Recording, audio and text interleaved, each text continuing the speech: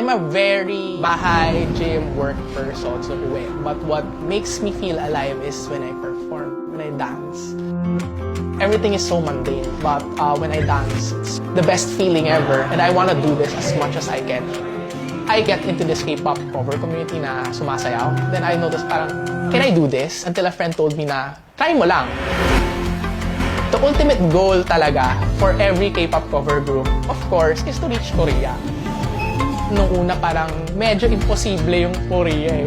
Pero nagpursige kami, nag-practice kami really hard. Kung yung choreography, gayang-gaya, dapat yung suot din namin gayang-gaya. So we used our first talalong para makagawa kami ng costume na tela na nakaprint na specific. Parang with this group, naisip ko, Korea is actually possible. Buti na lang din si Tala para ma-make sure na yung mga plano namin hindi na nag-aantay.